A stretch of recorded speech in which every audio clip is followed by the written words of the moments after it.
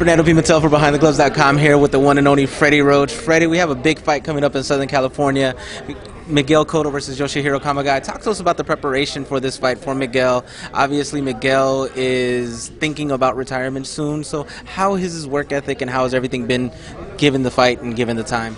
You know, we had a long layoff, so we had a long training camp also, and so we need a little bit more time than usual, and it worked out really well, and he's right on track right now, and he's right with a couple of pounds of the weight limit at this point, and we probably have about 2 more days of sparring left, and then we're ready to go. And you know, Gavin, his strength coach, has done very well, and they work really, really well together, and they have a good program. He's in great shape, and Kamagai, we know, is a very, very game tough opponent, and but I do feel that we will stop him somewhere along the way. I think that he does open up, and he's a little bit wild with it when he throws punches. And we're going to work the body first, and break the body down, and then I think we will take him out in the later rounds. Now, talk to us about the somewhat conflicting thought. You know, Miguel says this is his last year in boxing. You say you feel he has more to give boxing. He has more fight in him and everything. Have you guys had that conversation, and how has it gone, and what has been said? No, you know, he told me he's going to retire. I'm proud of him. I never tried to talk him out of it. I never said, you know, you have more fights left in you. And so, because his work ethic is great, though, and what I see is, I mean, he's still a very, very good fighter and can beat a lot of guys out there and so forth. But the thing is, I'm happy for him because he wants to spend more time with his family, and he feels like he hasn't treated his family as well as possible because of the fight schedule, you know, always getting ready for fights and so forth, leaving home and so forth. And he has a wife and kids, and the kids are great kids, and he wants to take them around the world, travel with them. So he's doing a good thing. I mean, he's trying to be a good father on top of everything else. You know, so the thing is, I do pick that over being a great fighter. Yeah, thing is, I think he's making a good decision, a smart decision, and one that he's very aware of, and I'm happy for him. Speaking of Cotto as a fighter, where do you rank him right now, considering the time and generation? Obviously, they say Floyd is the best of this generation. Manny would be next. Cotto, to me, is obviously one of the more fan favorite ones and friendly ones, given the people that he's fought, how he's fought, and who he's fought at the time as well. So, where do you rank Miguel? Miguel's, definitely top 5 of his era. And, it's very difficult to compare eras, of course. But, I mean, he looked great when he fought Mayweather. He didn't look great when he fought Pacquiao, of course, but the thing is, this is part of the game and so forth.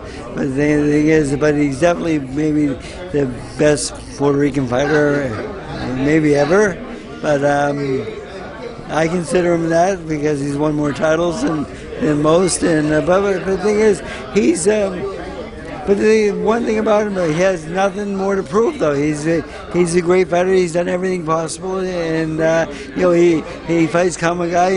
He beats Kamagai for another title, and and then who knows who's next? I mean, it's probably going to be a high quality, real tough opponent, of course, because that's the way we want to go out, and to go out on a win over someone like maybe Canelo in a rematch or Triple G or whoever it may be, but we can't discuss that until after the Kamagai fight because we need to win here first, and that's what is on our minds right now is Kamagai right now. No, we're not jumping ahead in trying to predict somebody else.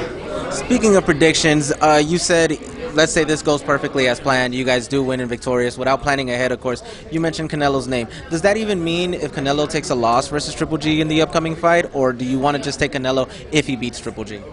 No, actually, I don't think we would have a choice to pick the loser of that fight. It'd be embarrassing. You can't pick the guy who lost the fight. You would have to pick the winner.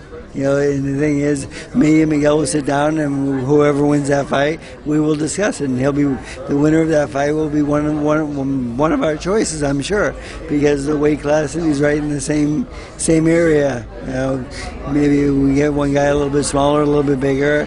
I'm not sure with the fight, because at this fight we're fighting at 54, and then they're fighting at 60 at this point. So, but the thing is, there's a lot of good opponents still at 54 also. So. It's kind of wide open right now. I mean, the choices, and Golden Boy has a lot of guys at 54 and 60. So, I'm sure it'll be the last fight will be a big fight, and going out a winner will be great for us. And that's looking ahead to. It's kind of as far as I can go right now, because again, we have to become a guy first.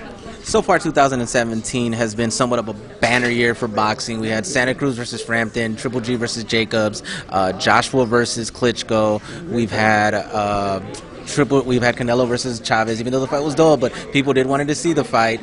We've had plenty of major fights. Brooke versus Spence. Yeah. Boxing all around has been great, and it's been a worldwide phenomenon. You saw 90,000 people fill the Wembley Stadium. So just your thoughts on boxing. I had Scott Quick on that show. It was really, really...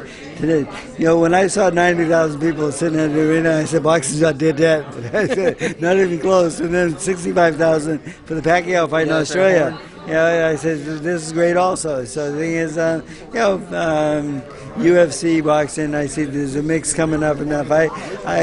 Just do the sports really mix out well. Whoever's rules you go by is usually going to dictate the winner. So I'm not really interested in going in that direction so forth. But the thing is, I hope it's an entertaining fight though for the fans who buy it. But unfortunately, I'll be at. Another venue, and I'm happy I'll be somewhere else because, well, I'm not tempted to buy it anyway because I am pretty cheap. Now let's talk about 2017 again in boxing, and let's continue on with the boxers that have actually fought. Who has impressed you so far in this year? Mikey had a very good performance against Broner. Joshua had an incredible come from behind and forward victory against Klitschko. So who's impressed you this year?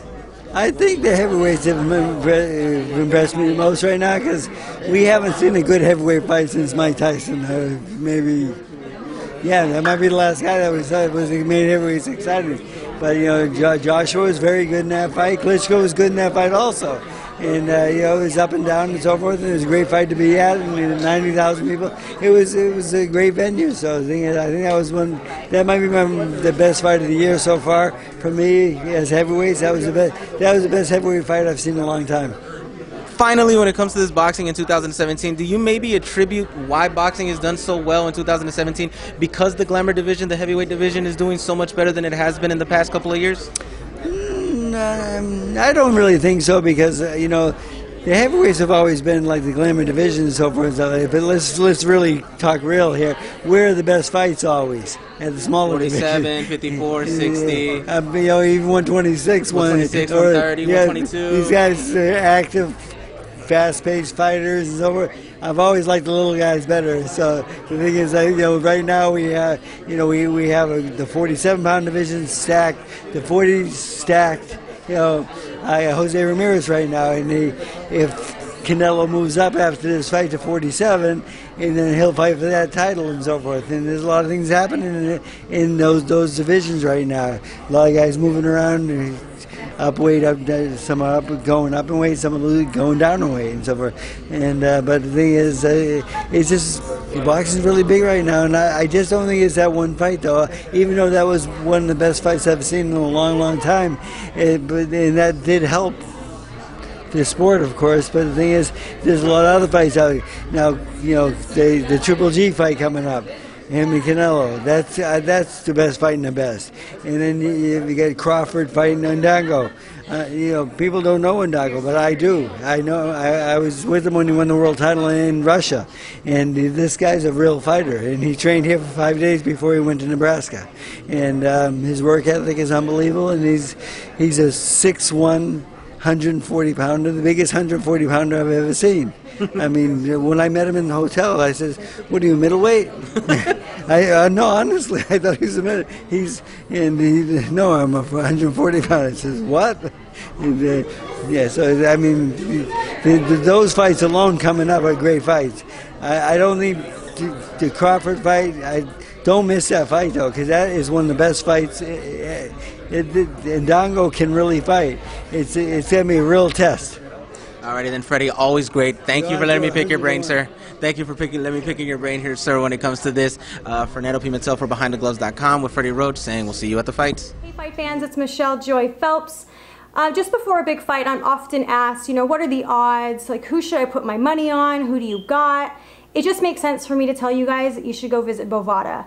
The link is in our description box. Just click it and you'll be directed right over to them.